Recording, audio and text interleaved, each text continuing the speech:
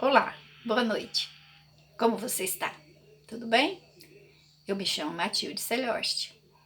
Estou aqui mais uma vez para passar conhecimento. Dentro do curso de Teologia, estou agora estudo sobre religiões. Dentro desse assunto, estou agora me aprofundando no assunto do mito. Né? Nós estamos vendo algo relacionado ao mito, né, dentro desse assunto sobre religiões.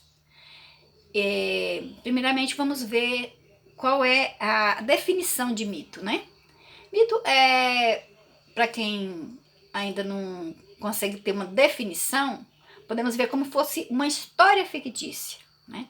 Criada, né, pela mente de alguém que tenta explicar uma realidade que está vivendo, né? Ele busca algo, né, dentro da sua mente, dentro da sua memória, aquilo que vá, né, no seu princípio de vida, tentar explicar algo, né, que está vivendo ali de uma forma que narra a sua vida, os seus problemas, né, as suas lutas. Essa história, por ser contada muitas vezes e por muitas pessoas, né, elas acabam tornando algo como fosse real, né, e elas produzem nas pessoas, né, algo assim de real, né, impactando muitas vezes, né, as pessoas pela maneira de ser contada, pelos personagens, né, que são colocados ali, né, e traz então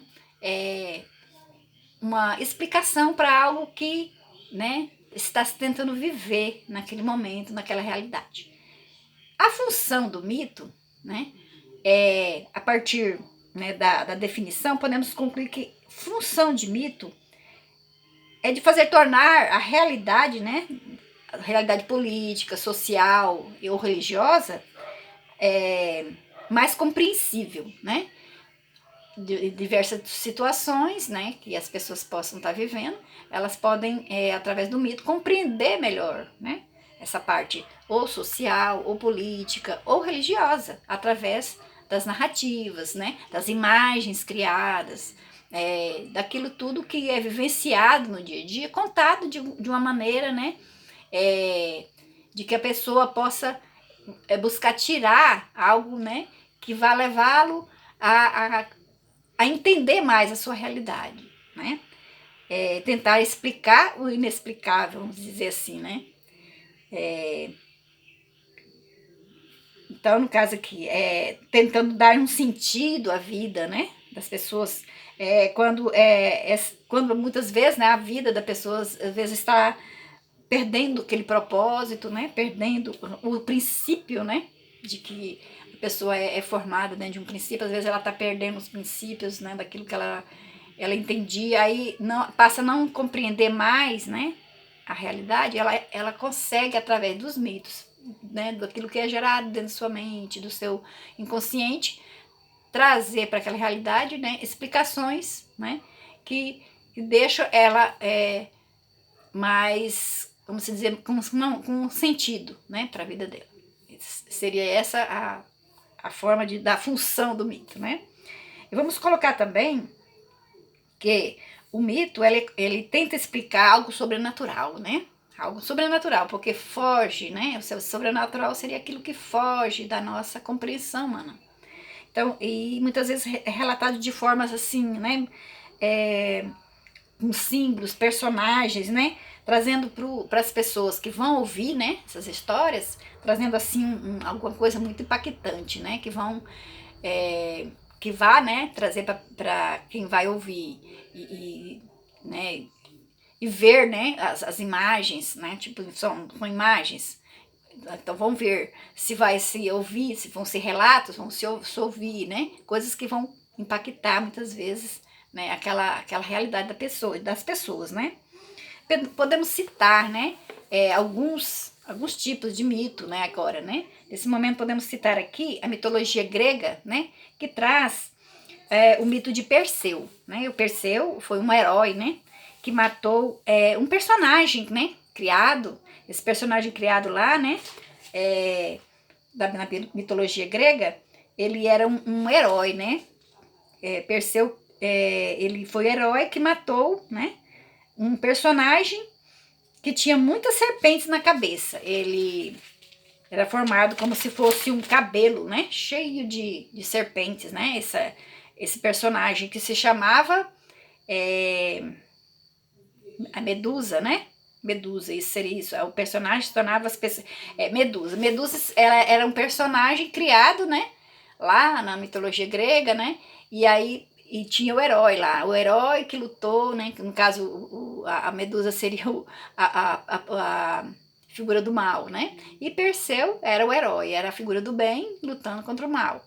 Então, dentro desse contexto da mitologia, né?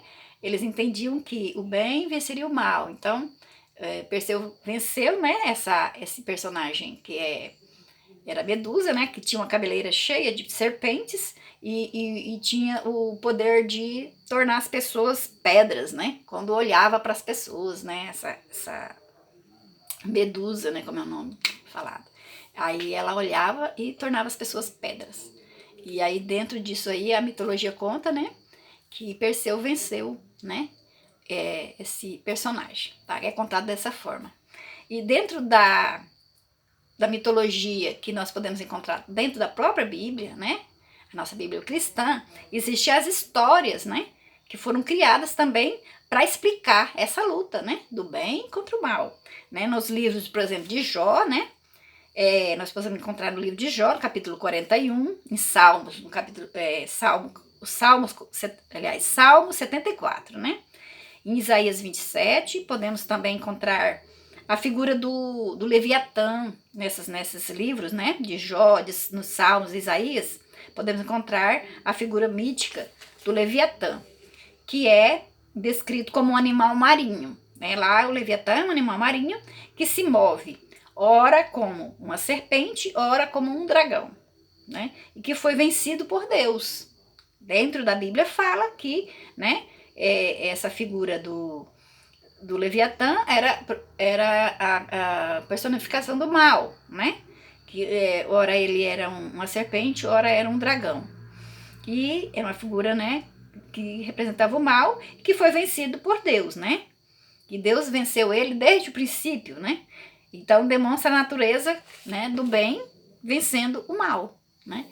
Deus sempre vai vencer, Deus dá, né, sempre a última palavra, né? Então, dentro da Bíblia tem esse contexto, né? Também, do mito, né? Então, podemos encontrar em Jó, capítulo 41, em Salmo 74 e Isaías 27, né? Quem quiser procurar, tá? Para poder fazer essa leitura e ver que realmente tem também essa figura do mito, né? Citado na Bíblia. E aí, para encerrar, nós vamos colocar aqui a relevância, né? Do mito, né? A relevância contemporânea para essa explicação aí que a gente fez, né? Que diante da tentativa de explicar o inexplicável, né? O ser humano muitas vezes necessita do mito, né? Que é algo fictício, algo que vem de dentro, né? Que o ser humano vai buscar dentro de si, né? Tornando assim a realidade mais palpável, trazendo conformidade para expectativas não realizáveis, fazendo a vida se tornar mais leve e esperançosa. Então, assim, finalizando, né, essa questão de qual a relevância do mito para a nossa realidade contemporânea, né, nós podemos acreditar que nós temos até hoje, né, as questões do mito, né, dentro de nós, né, o ser humano buscando uma maneira, né, de fazer as realidades vividas, né, se tornar mais leves, né? Através de questões como se a mente do ser humano traduzir, né, para si mesmo, né, coisas que às vezes não tem explicação, né? Explicar aquilo que não tem explicação através de alguma coisa contada assim, né? Uma história fictícia, algo que vai transcender, colocar para fora, né? E sempre essa luta, né? A luta que está dentro de cada um, né? Que é a luta do bem contra o mal. E a gente tenta explicar, né? Para nós mesmos, muitas vezes, né? Que existe personagem, nós fazemos personagens dentro de nós mesmos, né?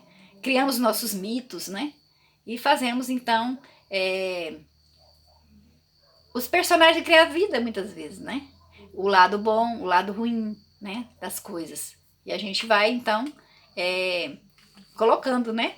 Toda essa questão do mito dentro do nosso dia a dia, né? E essa luta do bem contra o mal faz parte da nossa vida, né? É assim, né? Como a gente vê em toda a história, né? O homem está sempre buscando, né? Explicar certas coisas, né?